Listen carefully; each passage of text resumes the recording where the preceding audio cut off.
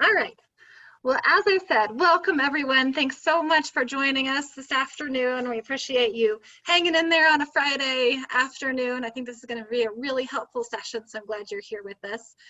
If you could, just please rename yourself with your name, organization, and location in the on the participant list so everyone can see who you are, and you can do that on the bottom of your screen by the participant button, and then when that pops up, you can rename yourself with that information.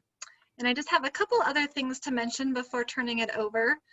As you've probably heard throughout other sessions, please feel free to mute and unmute yourself kind of as necessary. We'd like to ask everyone if they could keep themselves muted while the presenter is speaking. That always helps reduce with that background noise. And you can do that here on the left side of your screen or the left side of your phone. We do encourage you to use that chat function, again, to chat us any questions that you might have. To Katie and her team, and Liz Cook will be helping to monitor that chat for us. This is also a good place where you can put your own resources or your own comments and make this more of a discussion. So please use that as you can. And then finally, stopping and sharing video. Again, that's a great place where you can share your video maybe during small group discussions and breakouts, or if you're speaking, asking a question, and otherwise it's sometimes helpful to keep that off so that we can all see the presenter a little bit better. And Katie is going to be using a cool green screen behind her, and so she did mention that the easiest way to see her throughout this presentation will be to use that speaker view here in a minute. We do want to quickly just thank all of our conference sponsors who stuck with us through rescheduling and revamping this conference, and we really appreciate their continued support. And then I think that's it. We are recording the session, so don't worry about taking too many notes. You'll have access to this later, and I will pass it now on to Katie. All right, Lisa, thank you so much. Like Lisa said, the Park Service here is not allowed to screen share or be the host of a Zoom call. We are only allowed to attend Zoom calls. So the best way for you to see what I have going on here is to use your presenter view, and that should make me, who's talking, the biggest screen on your screen. So welcome to the session, Effective Manager, You. I had originally designed this session to be super interactive for our advanced cohort at the Colorado Alliance for Environmental Education annual conference. And I had all of these jigsaw ideas and sharing and really building from the experience in the room. And I am you're going to see that I'm attempting to continue to embody that. However, the virtual world doesn't lend itself perfectly to that. So we're going to do some other fun things and explore how all of us can be effective managers. So I have my chat box up here. I can see what you guys are saying. If I'm not catching something, Liz, if you could maybe just ping me and say, hey, there's a chat question, I would super appreciate your help with that. So I'm Katie Phillips, the Education Program Manager here at Rocky Mountain National Park. I'm going to start off our time by telling you about what we do here at Rocky Mountain National Park and why we have this fancy green screen set up and all those sorts of things, serving us very well in COVID. And then we're going to get into why we want to be effective managers. Probably you already know that since you've chosen to spend time on this session, but just to give us a little bit of food for thought. Then we're going to explore some different techniques of how can we be effective managers? What can we do? What should we be thinking about? What can we pay attention to? That's going to be a little bit of learning from each other. I'm going to have you jump off and go watch some YouTube clips and come back. We're going to take a break. I planned the break in there to maybe be the middle, but never given this presentation before. So we'll see where the break ends up. And we may or may not go till 2:45 the whole time. Who knows? It's a Friday and it's beautiful outside. We're here in Rocky where, you know, there's a fire just very close out the door. So it's exciting times. My thing's not working. Oh no. Advance to the next slide.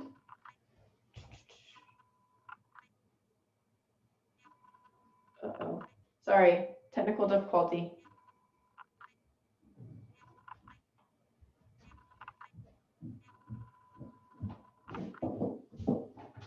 Danielle, the clicker isn't working.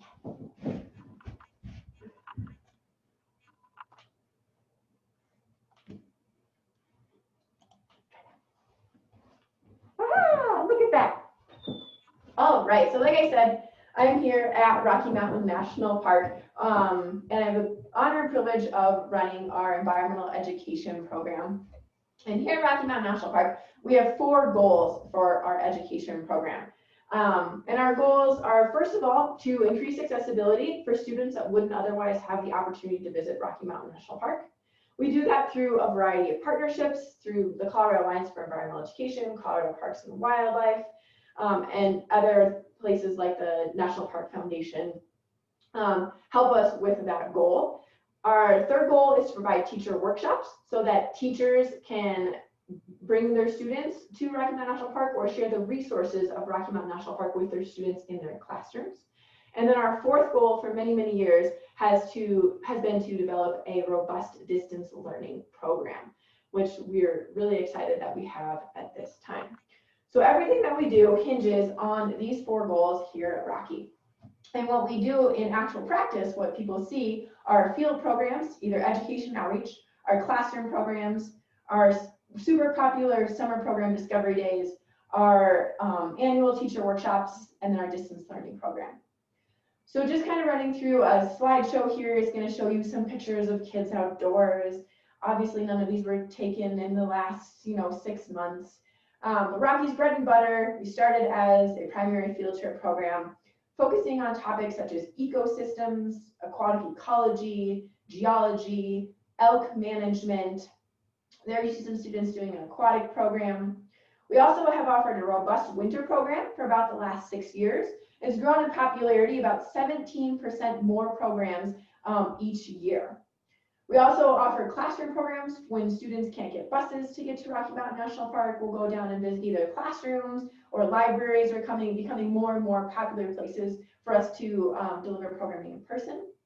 And then in the summer, we have what we call a pop-up museum. And we take over the Marine Park Discovery Center with these poster sessions and these activities where everything is designed so that the parent can read the poster and do the activity and learn with their child, which is super fun. And then, of course, teacher workshops are a hoot. We have a great time either entering our winter ecology teacher workshops or during the summer for our fire ecology or our elk ecology teacher workshops. We love working with teachers and being able to take those things back to their classrooms. And then distance learning. Distance learning is primarily all we're doing here this fall, using our green screen technology and connecting with schools all across the country and even around the world, Mexico, Canada, and even China. It's been a lot of fun. Catherine is our primary distance learning educator, and she was even in India giving a program right before the students went to bed every night, which was really fun for about 3 days. So who does all these programs? The Rocky Mountain National Park education team. As the program manager, I cannot express the importance of this team and how they have helped me learn and grow to be an effective manager over the last 8 years that I've been in the position here. So these people are amazing. It's a rotating seasonal staff with a couple permanent employees and term employees who have been here for a few years, and rounded out by some interns and some really excellent long-term volunteers. So anything that Rocky Mountain National Park and anything that I may perceive to get credit for is really a credit to all of these hardworking, amazing educators on this team. I can't be more proud of them, or to be more proud to be their manager. So the team here they're just really awesome, really proud of them. But how do they get to be such a good team? I hope it's a little bit of my leadership and management. And I'll share some of the things that I do here, and you can pick their brains sometime and they can tell you what actually works and what doesn't work. So as we get into this, you all hopefully have teams that you work with, whether you're on the team, whether you manage a team. We all have bosses. Everybody has a boss, right? Even I have a boss. So what I would like us to start with is a mindfulness minute. And I learned about mindfulness minutes from going to meetings. So meetings are and can be a very important part of our day. But everybody comes to a meeting, comes to a training session with something else on their mind, right? I mentioned the fires here at Rocky Mountain National Park. Like right now, my house is in the voluntary evacuation zone. I have my kids at daycare. There's, of course, like 10 different things that I'm thinking about as I come into this presentation or as I walk into any meeting any day.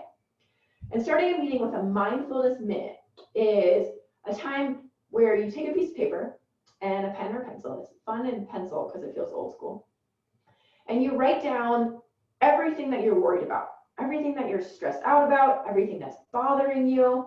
And this is going to be really easy for you to do because you're all sitting in your own comfortable desk. Every single one of you has your camera off. So you're doing this very anonymously. So you're going to write down everything that's possibly bothering you. And in about 3 minutes after you've done that, we're going to rip it up and we're going to throw it on the floor. Or you can put it like in your recycle bin. If we were here, we would throw it on the floor just for the fun action of that. And what that does is hopefully it helps you to refocus your mind on the task at hand. So I'm going to be quiet for about 3 minutes and let you have a mindfulness minute.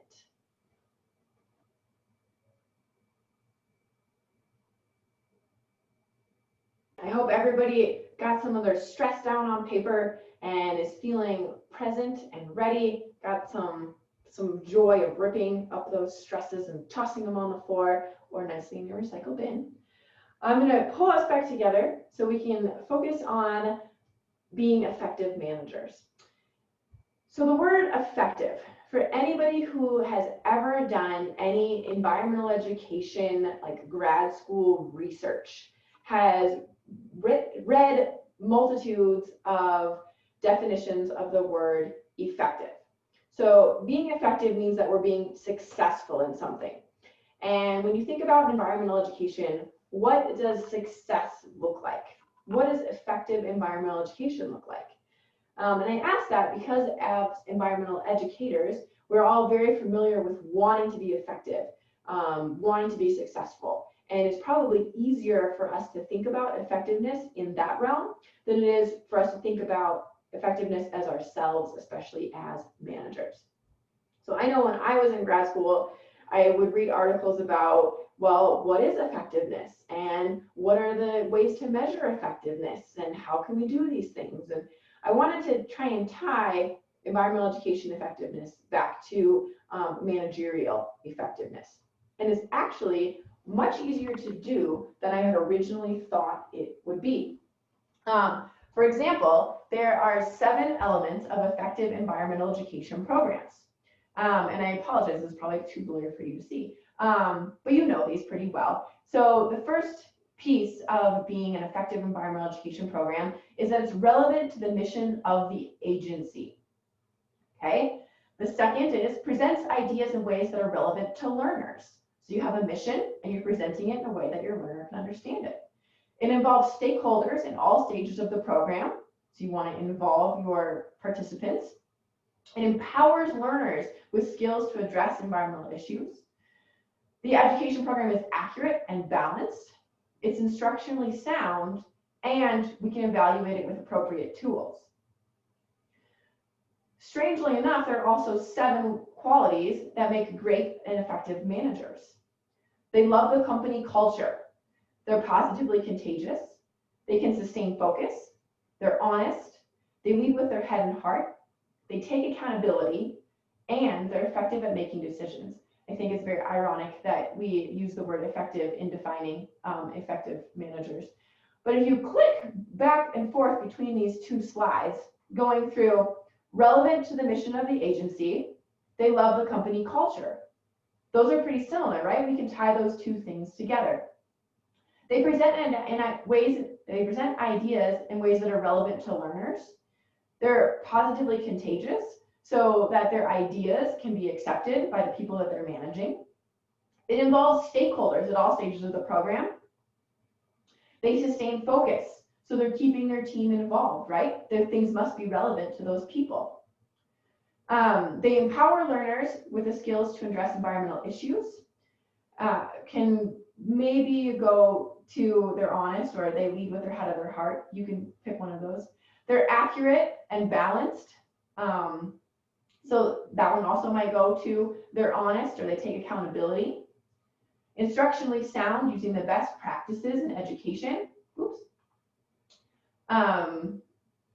Again, taking accountability or they're effective at making decisions. And then they're evaluated with appropriate tools, and they're effective in evaluating. So is it a direct correlation between these 7 things that you can use to tie effectiveness into all these things? No, but I thought it was interesting that they started off so similar with environmental education program, something that we're so familiar with, to effective management. So how can we be seen as effective managers? What can we do to be an effective manager?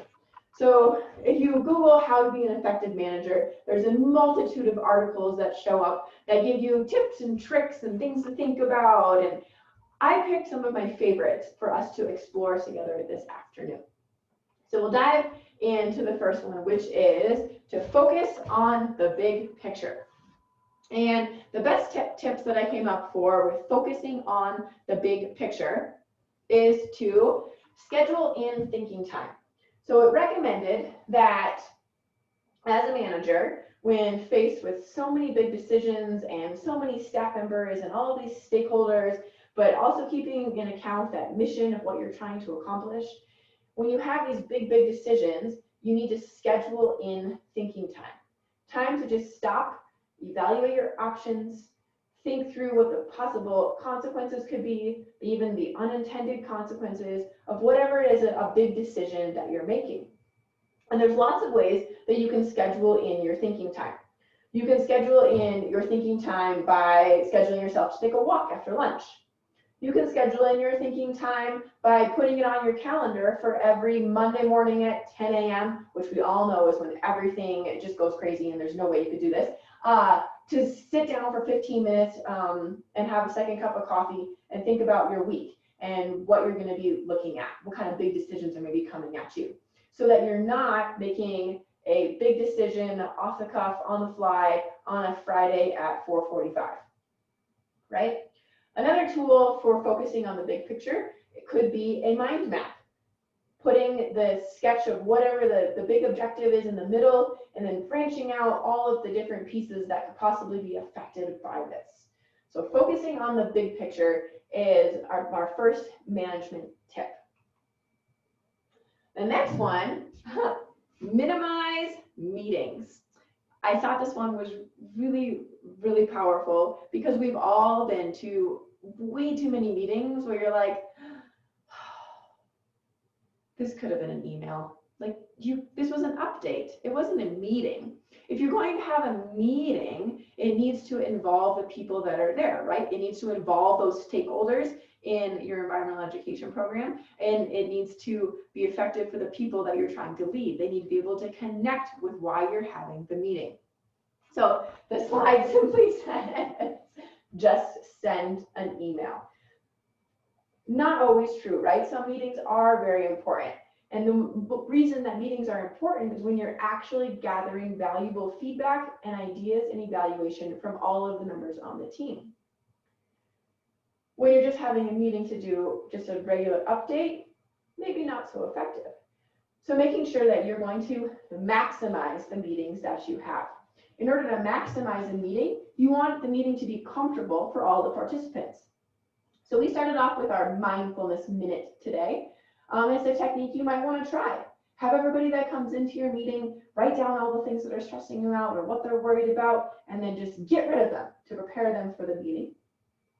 Some folks also really like agendas for their meeting. They want to know in advance what you're going to ask them, what you want to talk about, so they can have time to think and brainstorm and process, especially the more introverted folks on our teams. Those extroverts, are always willing to shout out answers and ideas, and they're sometimes a little bit louder, and then those ideas are the ones we get taken with or that get implemented because we didn't give the introverts the right opportunity to put their ideas and thoughts out there. So being really thoughtful in order to maximize your meetings Otherwise, the challenge is to minimize meetings.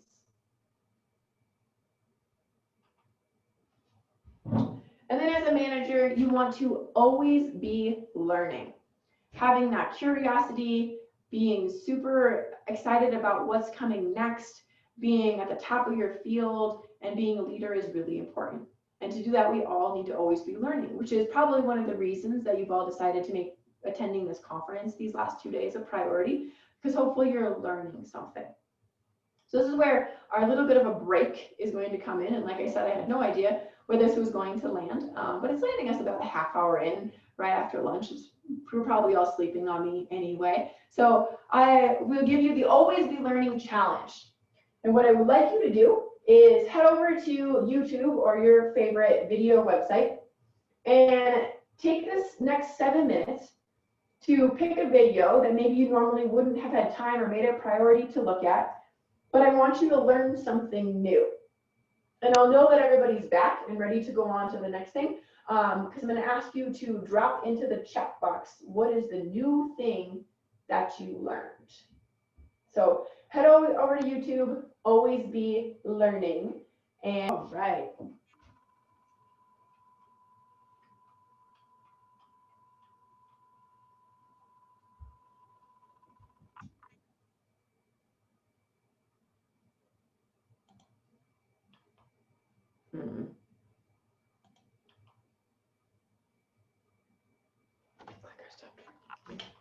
Oh, there it is.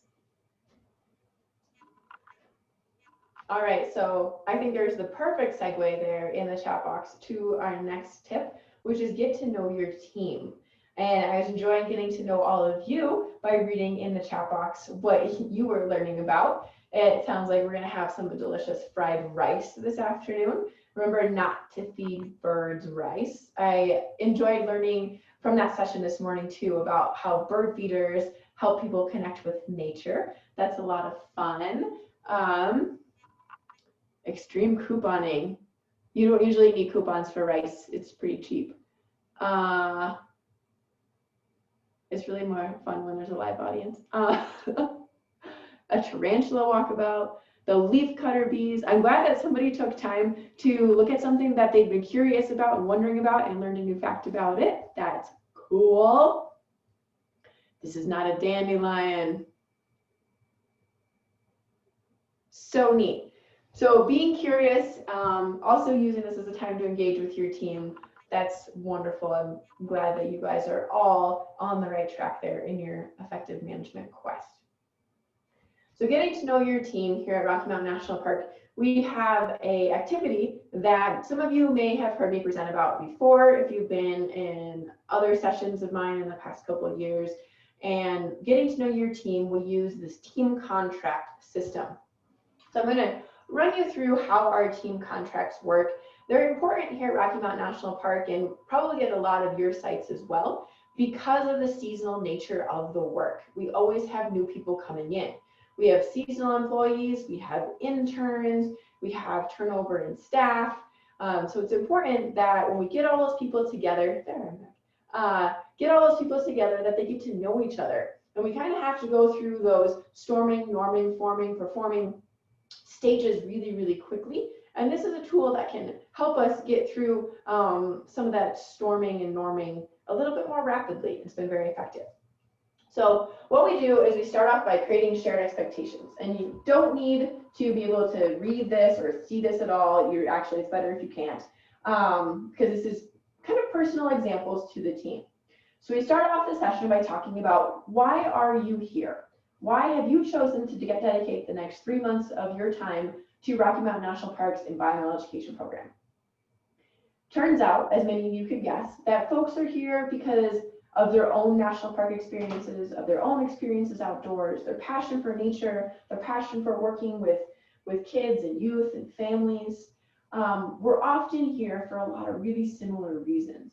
A lot of us are also often here to grow and to learn so that we're ready for the next piece of our career. I'm really proud of those folks that say that during that time.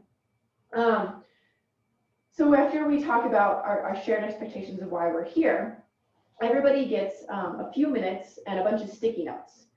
And I challenge them to write at least 3 sticky notes of what the team can expect from you. So things that you can bring and offer to the team. Like, I am an amazing proofreader. Please let me proofread all of your things. I'm really good at math. I can multiply and divide and figure out how many students are going to be on the field trip program in a matter of seconds. Not a skill that Katie possesses at all. I know a lot about geology because I studied it during the summer course. All of these types of things. So what do you bring to the team? What are your biggest strengths that we all should know about? Okay. And then what do you expect from your team members? What kind of expectations are you bringing with you?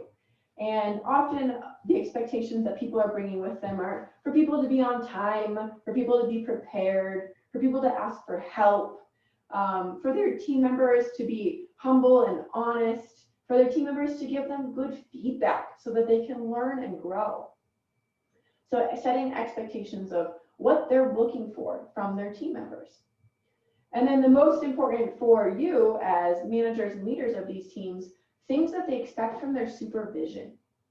So there's always the like funny kid that puts like, get us paid. Like, yes, of course, I will put in your time. I'll get you a paycheck. Thank you.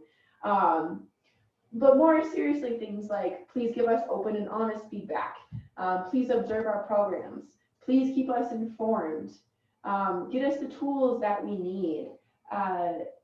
The longer somebody has worked or been part of an education program here or other places, the more illuminating the answers usually are in this section. So we've created shared expectations by talking about why we're all here. And then they get their sticky notes and they one at a time present. And we've done it a multitude of different ways. I found no difference in the ways that you do it. As far as having somebody come up and present, there's 3 for each category one at a time, or having somebody come put all 9 sticky notes up. Our teams are small enough that it's been okay no matter how we've done it. It's nice to just go by person or by category, but be consistent with the way that you do it. That's the key there. So once you've got that all up on the board, you're set to make your team contract. And a team contract is a list of norms that your team is going to abide by. How are you going to treat each other? What kinds of things are you wanting each other to keep in mind, to keep cooperation at the forefront?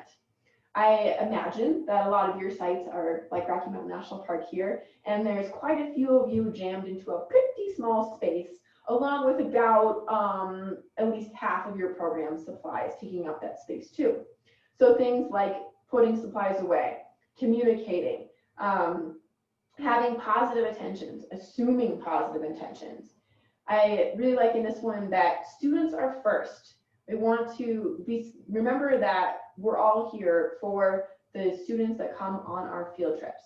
Being supportive of each other is really important. I have, I think, 2 more examples here from a different time, all the way back to 2016. And you'll see themes as I click through these. In the fact that, you know, being accountable, respecting each other, friendly, sometimes they get really into alliteration, foster a fun and friendly forum. This one's also fun if you see the blue, be open to, and then the line. And there was a revolving sticky note that they would, at different times of the season, change the sticky note. And it was weird things like being open to like boneless chicken wings or soggy napkins. I can't remember. They're hilarious. They had a good time with it. So there's ways to build in. I find it's important that when developing your team contract, that you as the manager or leader of the team does not do the writing. So you want it to be theirs. You want to be present because you want everybody to know that it's important to you, but you don't want to be driving it. The more of a back seat you can take in this process, the better your team contract is going to come out, and the more invested people are going to be in. I also like to remind everybody that the team contract is a living and working document. So it gets hung on our wall and everybody signs it, but at any time we can revisit it. And there's a number of reasons that we would want to revisit it. You can revisit it because something's not going perfectly. Like we need to communicate more about this, or we need to keep our room cleaned up. And hey guys, we all agreed during our team contract time that we were going to do this in a certain way. So like bringing it back in during group time to like, hey guys, let's honor our contract. You can also be like, hey, there's this thing that's come up. I think we should add to our contract. We can add a line. Or you can always take away things too, like, guys, this is not working for us. Can we change it? So it's a working, living document, not something that's, you do one time and then it gets tucked away. It should be posted somewhere really, really visible. I'm going to pause here and pop over to read the chat to make sure I don't miss anything. Nope, not missing anything. Still talking about tarantulas. Love it. That's great. Has anybody at their site done a similar team contract process? You either want to unmute yourself or drop your experience with this technique and this tool into the chat box. I've done this mostly with campers, so not as a professional team, but as a facilitator among a group of youth. But I've also done it with youth volunteers, so I can easily see how this transfers over into a professional team as well. Thanks, Ian.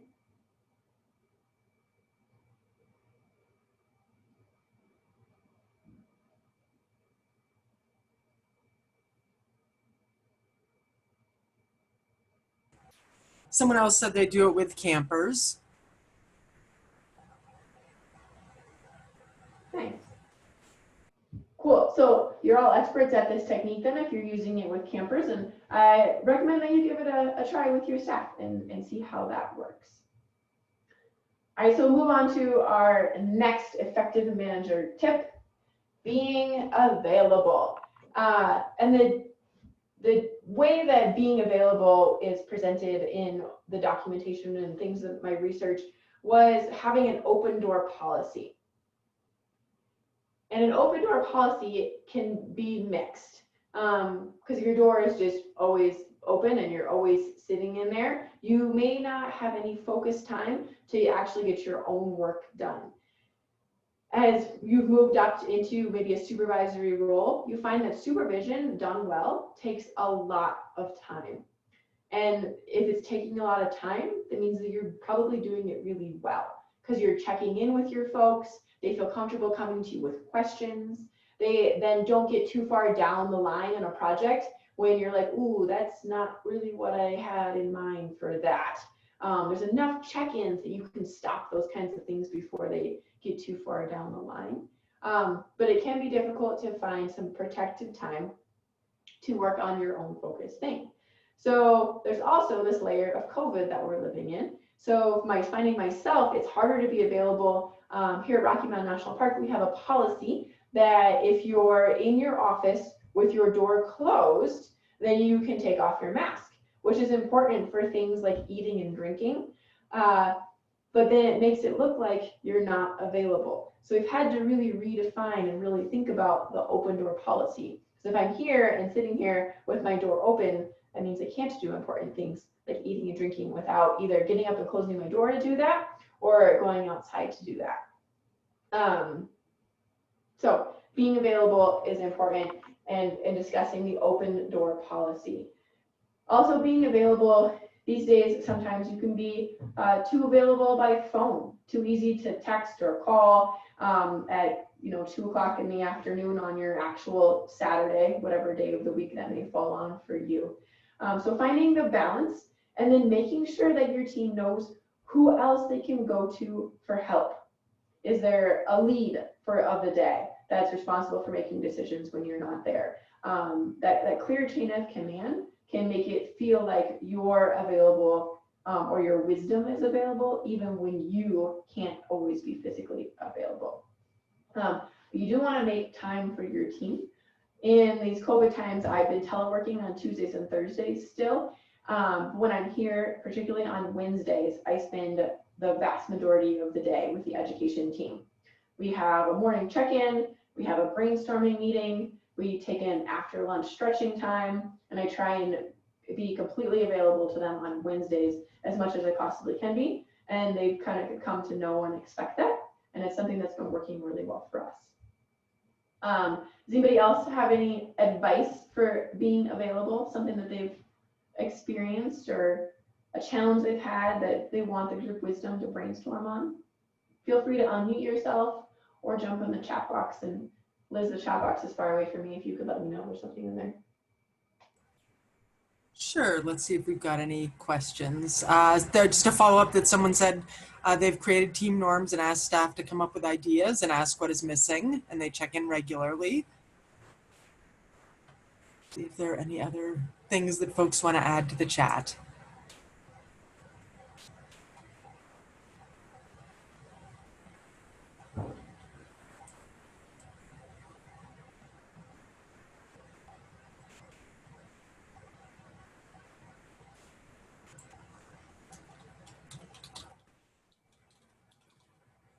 I am curious about other ways that people have figured out to be available. It's sort of in this virtual and, you know, masked working world. And that's such an interesting question.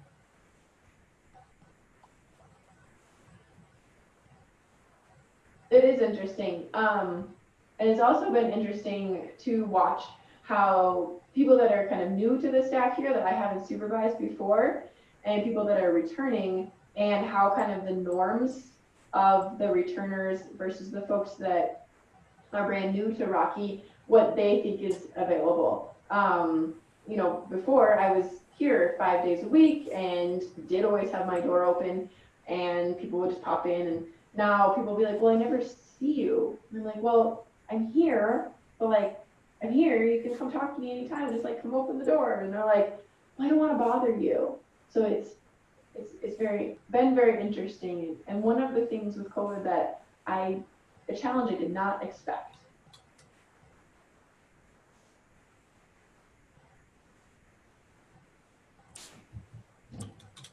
Someone says they do virtual staff meetings and use Google Chat throughout the day.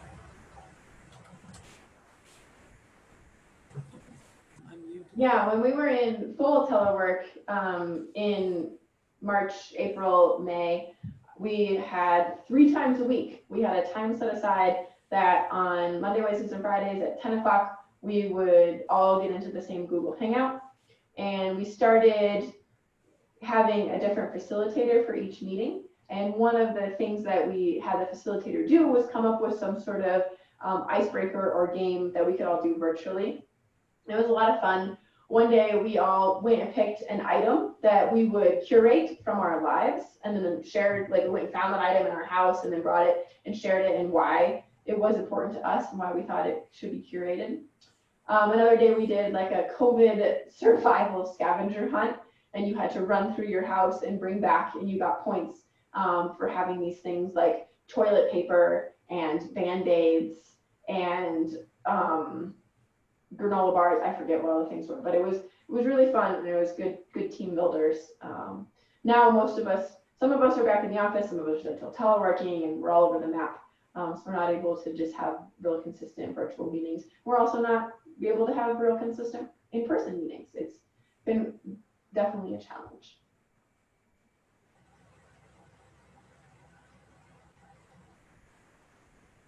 All right.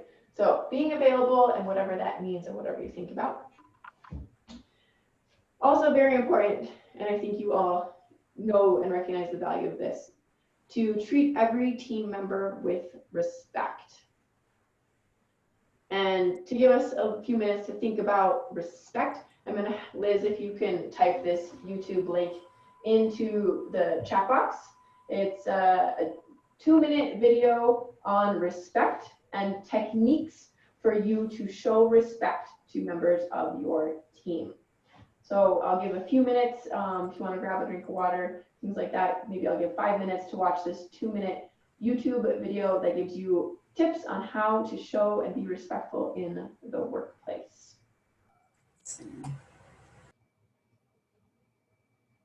Back from viewing the reminders of Being respectful in the workplace.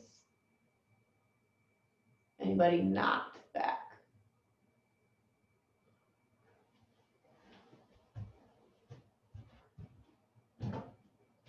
Okay. Moving forward to stay organized. We all know when you have one of those meetings that it's super important to be organized in your meetings so that you can make the most of the time. So maximizing your meetings or minimize those meetings.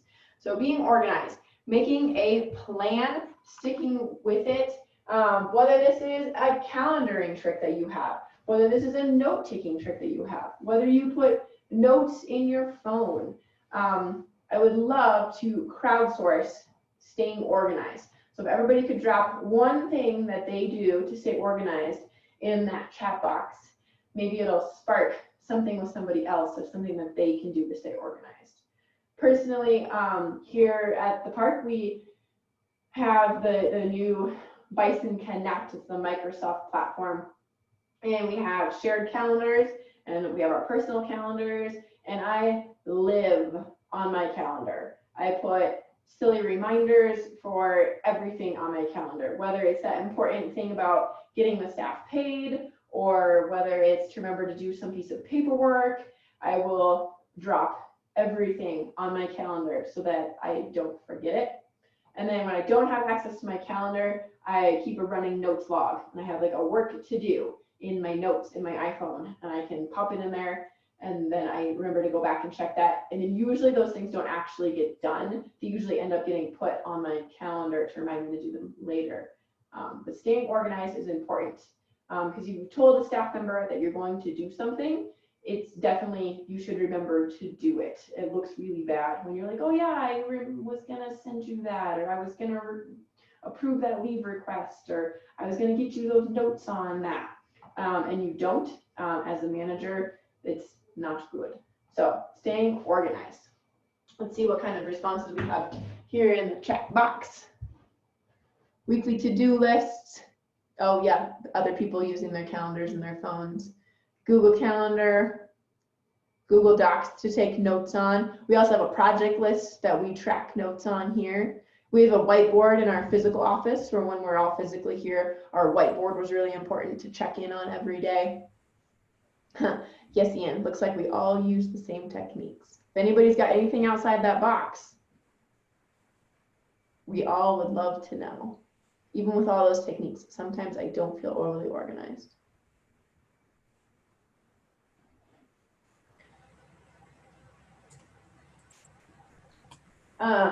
And then the last technique that I would like to dig into before I open up to the floor for you all to share your techniques, so be thinking about that, things for being an effective manager, is asking for feedback.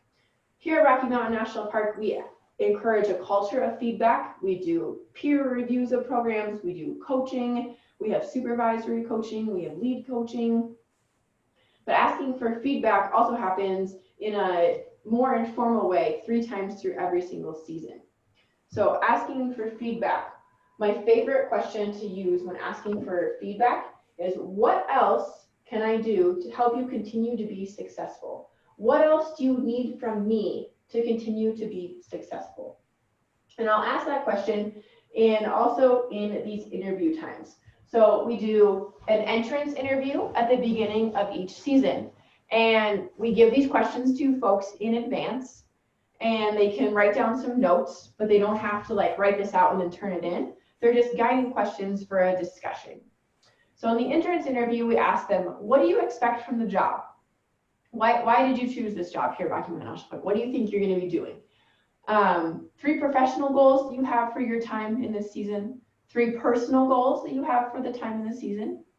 What should I know about you to work with you well? And you can get some really telling answers in this, what should I know about you to work with you well, from I've had like, I'm deaf in my left ear. And so if I just keep saying what to you, like, please have me stop what I'm doing so that I can turn my face to you and give you my full attention so that I can understand you. Like, oh, had I not asked this question, that person, it would have probably taken them a while to get to know that about them. It also comes to the surface of people that really don't like to do things at the last minute, people, how to timeline, how prepared people want to be for something. If they have to give a program, can they do it in the last 5 minutes, or do they really want to know 2 weeks in advance? What concerns, if any, do you have? I'll be honest, most of the concerns come out about their housing and what to do with the mice in their housing, but good question to ask. It also, people have talked about more serious things about their place on the team, or maybe that they don't know enough, and then being able to coach them through, it's okay that you don't know these things yet. Like, this is the beginning. It's important. We're all going to come together. We're going to help you. Thank you for voicing that concern, but voicing that concern is just a part of the battle. And that fact that you can do that is really going to help you ask good questions and just keep doing that. So you can turn a little bit of the answers into these into coaching opportunities. How can I make the most of your time with us? What are your strengths, interests, skills, preferences? What kind of things are you really excited about? So we ask these questions at the beginning, and I actually sit down and have a conversation with each staff member at the beginning of each season with these questions. And then we do a mid-season check-in. And this example that I pulled was, how was your winter season? Because that was the last time we actually had a full team of educators here at Rocky. So that was the last time this document was updated. So like, how was your season? Like, just generally. And sometimes you don't get a lot of answers from that, and that's okay. How are you feeling about being the lead on programs? So here at Rocky, we separate the roles of the lead as the person who's actually in charge of the field trip, working with the teacher before they come, planning out the logistics, getting all the supplies ready. So like, how are you feeling about being that lead point person on the programs? How are you feeling about your role on the education team? Repeating the question, what, if any, concerns do you have for the upcoming spring season, if they're staying on for that? What support do you need from me for the season to continue to be successful? How are things going in general? Observations, concerns. That's the same question as the first question, but at this point in the process, you've actually got them talking, and you'll probably get some good stuff out of the answer, versus the how is your winter season or how are you feeling, you may not get so much. And then to check in on their projects. Do you have a timeline to complete your assigned projects before the end of your season? Usually our seasons here are about 6 months, so they'll do a winter and a spring, or a summer and a fall, etc. So this is about the time when they've got to kind of get crunching on whatever project they're working on. And then we ask for feedback at the end in an exit interview. How was your season? How have you felt about working here? Were you able to accomplish the goals that you set back in that entrance interview? Sometimes they remember what their goals were, and sometimes not, and that's okay. Have you felt like you were a valued member of the education team? And then off of that, what do you feel you brought to the team? And how did you feel about the other members of your team? So trying to figure out about the support that they received. And a really illuminating question that we ask, what do you know now that you wish you had known at the beginning of the season? I try and keep a really good list of these things so that I don't make the same mistake twice, especially if it's something like, ooh, I could have just told you that and it wouldn't have had to be so hard for you. So good to know so that you can keep constantly improving.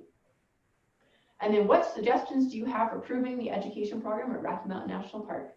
And when you ask people for suggestions, especially as they're leaving, they're pretty open to giving you some really good feedback. And we've gotten some really good ideas out of that.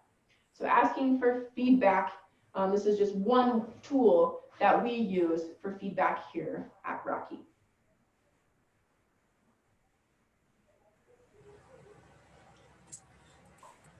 Amanda added that a good question for starting out is, what do I need to know about you to work well with you?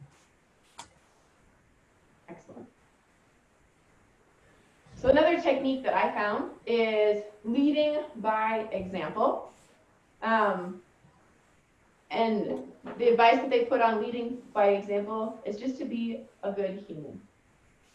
You know, treat people like you want to be treated. Think about putting yourself in other scenarios. Remembering that what is fair does not always mean equal.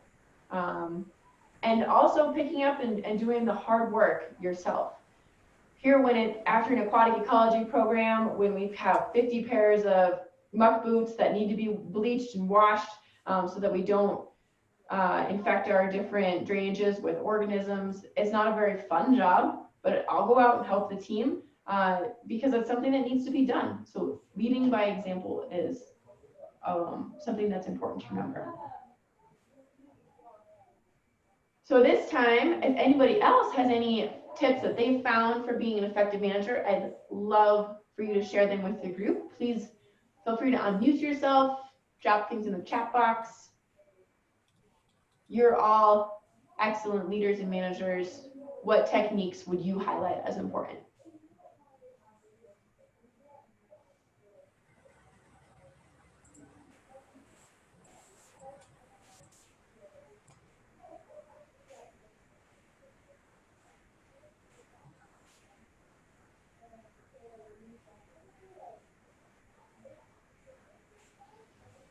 Keeping people up to date on what is going on, even if it doesn't directly relate to what they're doing, at least keeping them in the loop so that they feel included and it may relate to what they're doing, even if you don't realize it. Yeah, and keeping people informed is so important. For example, here we have folks out working at the visitor centers, and while they may not be a part of the trails project happening at the alluvial fan, if they know that that project's happening and all of a sudden they're trucking in huge loads of gravel and the truck drivers don't know where to go, they can say, oh, here you're at the visitor center. I know that this project's happening at the alluvial fan. Like, let me send you over there in the right direction. So something that has nothing to do with their work can still be helpful and help them feel empowered and knowledgeable. So sharing as much information as you can is a great technique. Yeah, be a good listener, be transparent.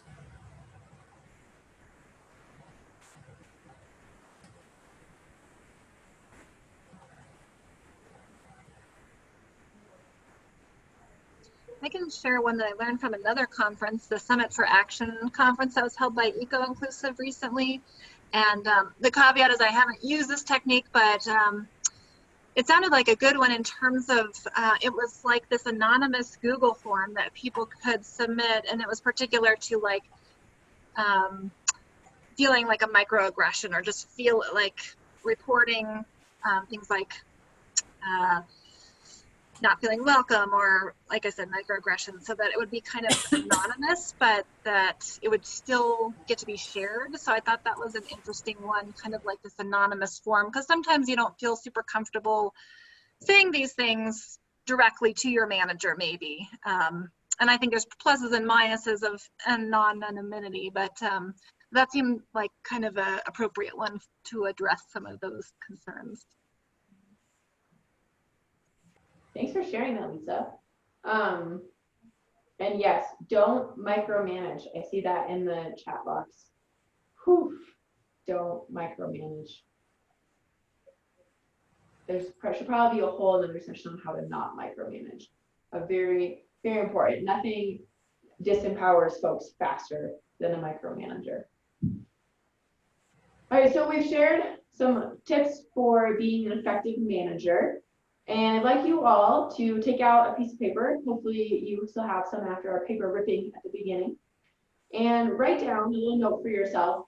Which one of these would you like to focus on in the next 3 months and why? And then extra credit if you can brainstorm yourself some ways that you're going to implement this new technique. And it may be something that you're already doing, that you want to try something new, that you want to work on just a little bit more. What do you want to work on in the next 3 months? Challenge for yourself. If you want to share what you want to work on in the chat box, we'd all love to hear, but not necessary at all. This is for you yourself.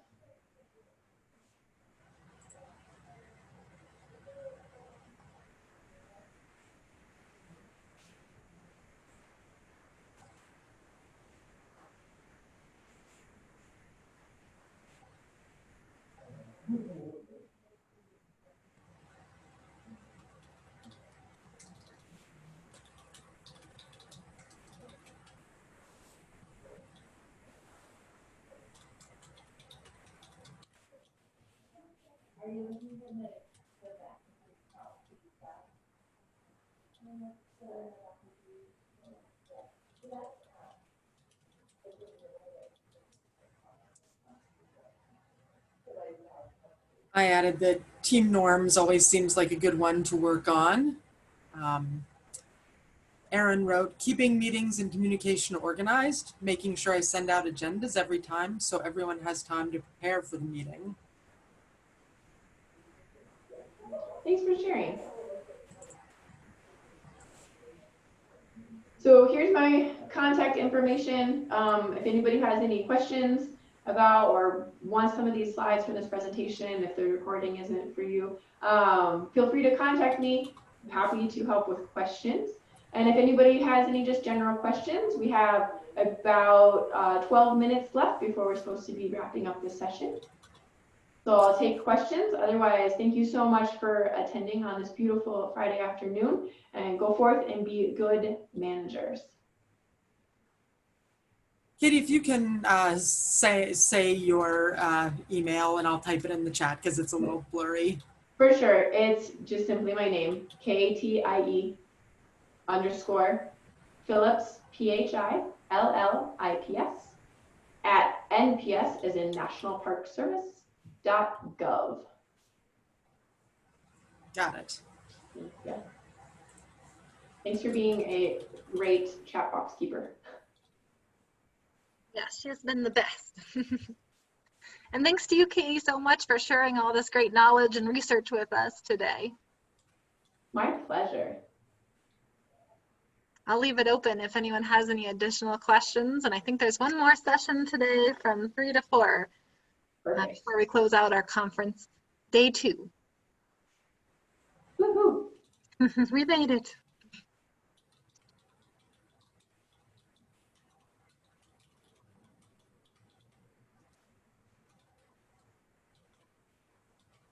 Hi, Katie. Hi, Lisa.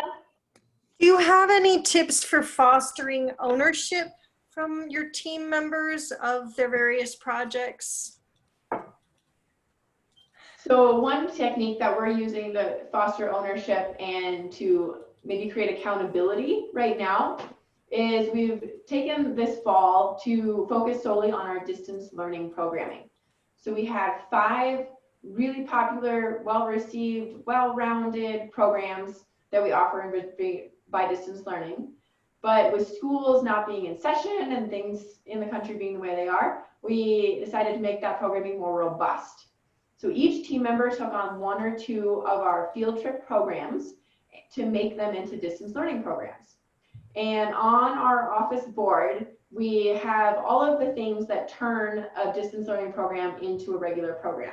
So getting a rough draft script, making the PowerPoint, having it practiced once, getting the marketing piece out, et cetera, you get the point. Each program is then across the bottom, and this is out there for everybody to see, and each program is a plant.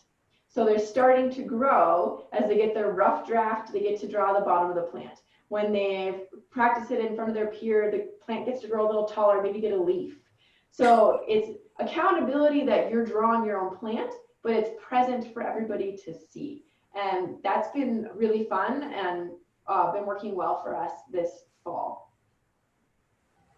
That's a great idea. Thank you. Yeah.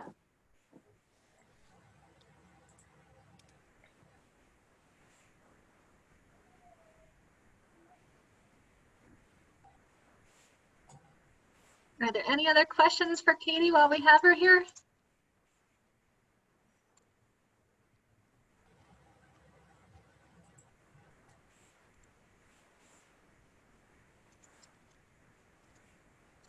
All right, well, with that, I think we'll close this session. And again, thank you so much to everyone that participated, and especially to Katie for presenting this awesome information. And we'll save this recording if you want to refer back to it later.